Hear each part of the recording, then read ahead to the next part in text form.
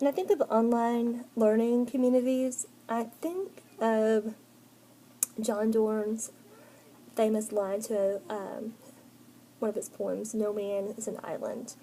And I feel that sometimes as educators, whether it be in our room or in our departments, whether we're in a large school district or a small school district, sometimes we can start to feel that way. And sometimes it's because maybe our educational philosophy is different from other people in our school or in our content area. Sometimes it may be that everybody thinks the same way, and so you start to get this echo chamber and you don't get any new ideas. And so what learning communities do is they help to challenge our thinking. In our state, we're going through a lot of funding problems, and so we really don't have money for these new standards that are rolling out, and so we don't have as much curriculum, and we don't have the professional development that we normally have. And so as educators, we have to go out there and get our own curriculum and, find out on our own how to best engage our students. And so one of the websites I use, there's a website and there's also a Facebook page, and it's ELA-OK, and it's for language arts teachers in Oklahoma. And it is so helpful. We get on there, we ask each other questions about what does the standard mean, how do you teach this, what is this going to look like on the test, or, there's just all kinds of different things that we can do to help other educators. What books do you read in this grade, or what type of activities. So it's been really helpful just to have that collaboration. And one of the things that our school district, we're in a 4-district consortium for a Promise Zone learning grant, and I'm the coordinator. And so what we're trying to get off the ground is some inter-district professional development through WebEx, and so that's been really exciting, trying to get that up and running so that we can, start communicating with other districts in our area who share some of the same problems that we do, who face some of the same challenges. And so that's really important, just to see what they're doing, and those schools that are successful, and then those schools that need help, they can communicate with educators who are in there, in the same boat that they are. And I think that's important.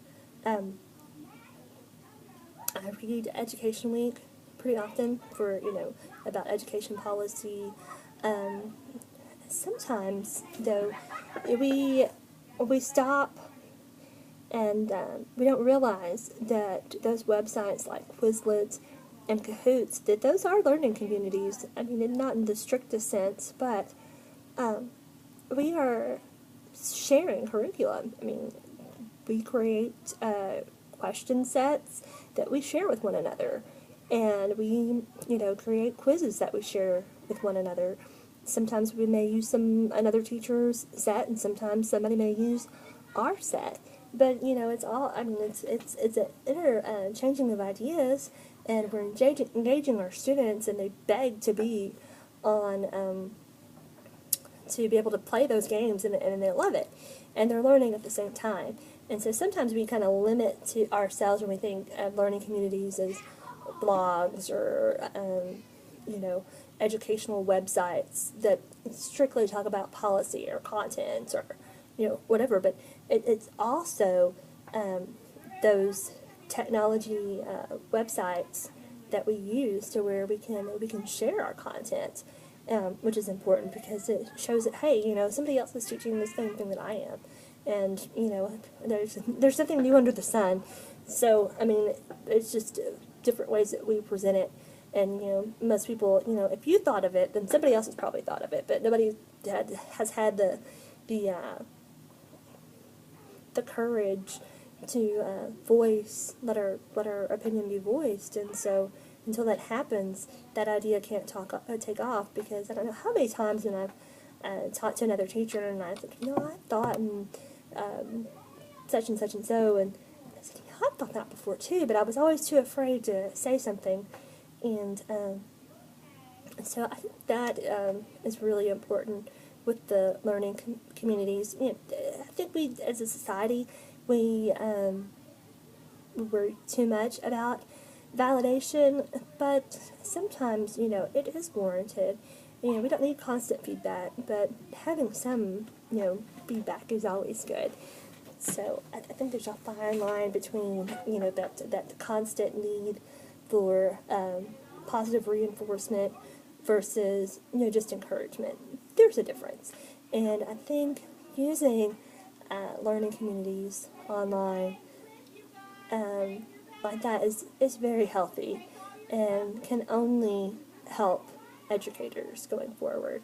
And if you're not a part of an online learning community, I would encourage you to do so because they are invaluable. Thank you.